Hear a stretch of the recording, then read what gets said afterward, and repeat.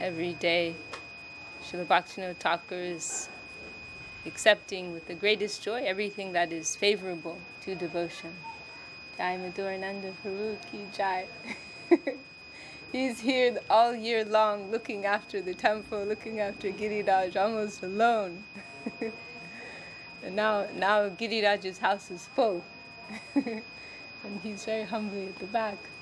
He is a mosquito.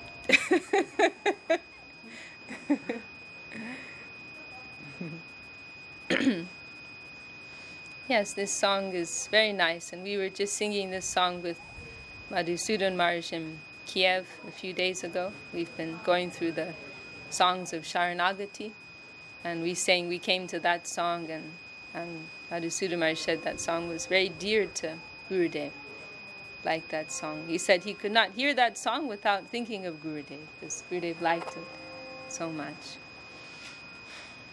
And so many verses, so many lines in that song we've heard Srila Gurudev quote at different times. And of course that song that appears in Srila Bhaktivinoda Thakur's songbook Sharanagati, the section on accepting the favorable, one of the limbs of surrender. So that expression at the end is very nice, paramasuke, with the greatest joy, Bhakti Vinod is accepting everything that is favorable for the cultivation of his spiritual life. Not that it is a dry thing or ritualistic or mechanical thing, but with the greatest joy, whatever is helpful, whatever is nourishing to our practice of devotion, we are happily accepting that into our lives. Tyagi Maharaj included that nice section in Revealed Truth. And actually, I think that's from a talk Srila Gurudev gave on Srila Rupa Goswami's disappearance day. Because I was just listening to that the other day. How, he spoke of the law of love and affection in Sri Chaitanya Saraswat Math. That his life was very restricted in the Math. Our Param Gurudev Srila Sridhar Maharaj was extremely strict. And as Gurudev would always say, I didn't go to Kalna, every day for 2 months going to Kalna, but he didn't stop to see the deities of Gauri Das Pandit. Also, that is connected to tomorrow, also the disappearance day of Gauri Das Pandit. But he has those very famous Gaur Nitai deities in Kalna. And every day Gurudev was going there back and forth for some court case. But he never went to see those deities until one day Srila Sridhar Maharaj asked him, "Did you go to pay your dandavat there?" And then Gurudev said, "No, I haven't been there yet." Then Param Guru Maharaj said, "Okay, next time you go there." And Gurudev said, "Okay, then I will go. Because you have told me, then I will go." And for like 28 years he didn't go to Katwa, the place of Mahaprabhu's sannyas, until he had some service order, some service to Param Guru Maharaj. Very simply living, simply eating. Gurudev said in the morning they would take some like dry mori and maybe a few drops of mustard oil, or maybe a little sugar. He said for sugar they would use old homeopathic globules from a homeopathic store, and when they couldn't use them anymore as medicine, then they would donate them to the devotees, and they would use that for sugar. I haven't heard that. That's how poor they were, and just what they're growing in their garden, And sometimes he said they'd buy some few potatoes for Param Guru Maharaj. That was like a luxury. So very, very simple and austere life. And Gurudev wanted to exercise. He was 17 years old, energetic young man, and as he said, he used to play football every day when he was living in Narangat. And then he came to the temple, like Krishna Kantadi. She needs to exercise, she needs to stretch for her bad back. But when you're living in the temple, you don't get too many things to do. You don't get time to stretch your legs so much. Cross legs. Or standing. Walking or sitting. Or typing. Or typing. So Srila Gurudev was feeling a little like he needed to stretch his muscles a little bit, And so he was thinking of starting maybe some jogging, or some exercise, or maybe some bicycle. But Srila Sridhar said, no, you cannot do that. You can do some gardening, and then when you're doing that, then naturally you will exercise your muscles, you will stretch, but separately you cannot do anything, And also we heard somebody gave Srila Gurudev a fancy watch, and Gurudev was wearing it, and Paramahansa Maharshi indicated, he was not so happy about that, for a simple brahmachari living in the mat to wear this fancy watch. And so Gurudev, he took it off. Just as Sanatana Goswami, when he first came to stay with Mahaprabhu and they met in Varanasi, and he had some fancy blanket that his brother-in-law had given him on the way. And Mahaprabhu just gave him a particular look, and he understood, Mahaprabhu does not like me wearing this fancy chadar. So he gave it away.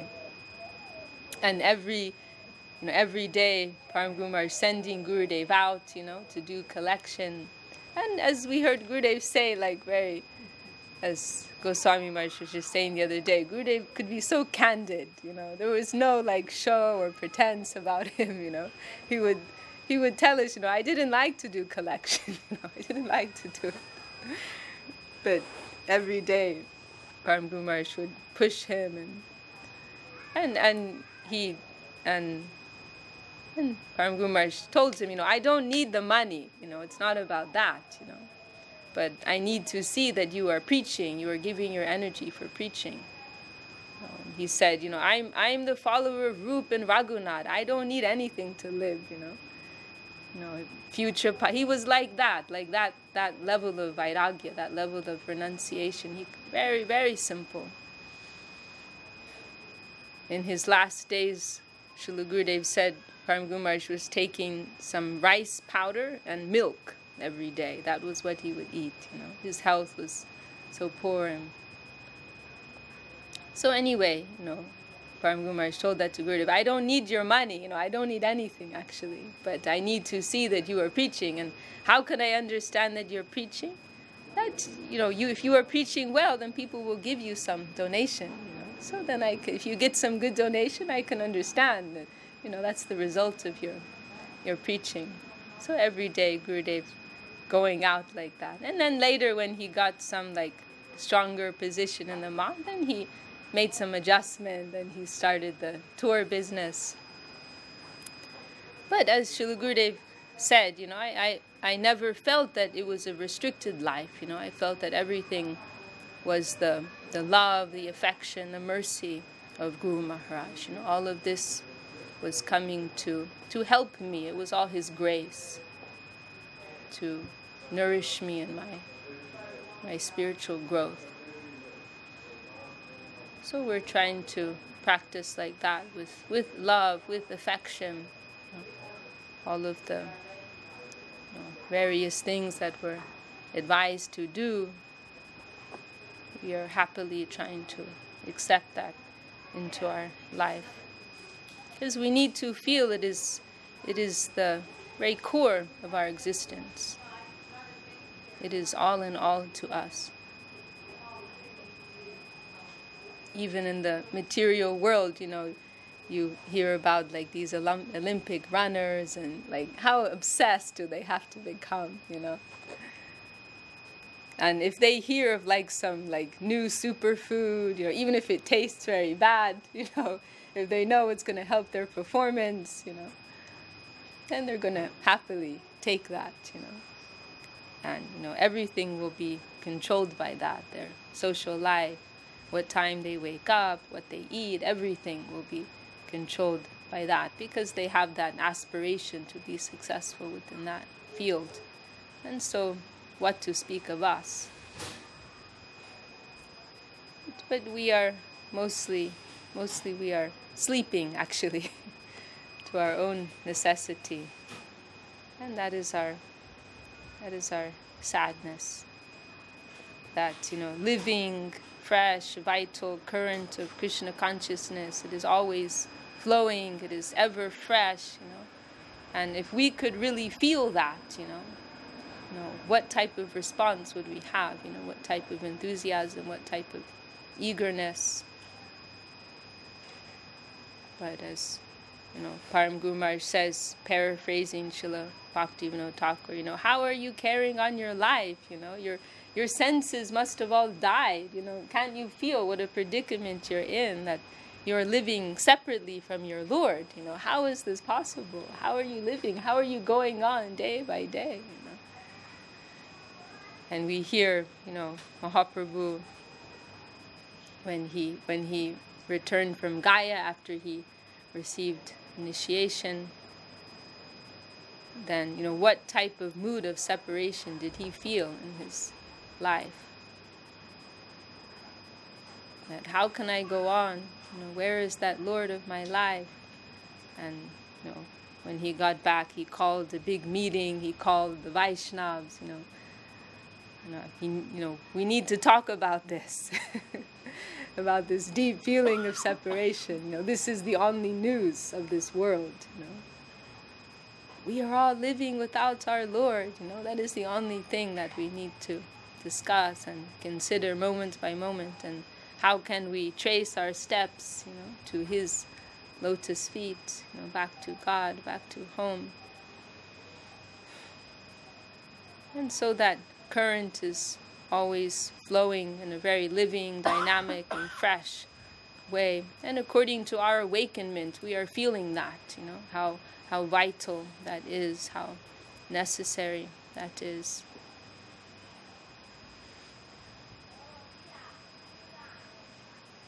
That divine current, coming from Srila Rupa Goswami, that was handed to our Param Gurudev, to our Gurudev. How more fortunate could we be, that concentrated, Rupanugadara is flowing within our line, within our sampradaya. So we don't want to sleep to that. We want to try to feel that living immediate urgency, necessity in our lives. And so here we are, all of us gathering, to share what inspiration we have with each other, and everyone's gone to some trouble to come here, come from so far, and our devotees here working so hard to prepare, make everything ready. So we feel very enlivened by that.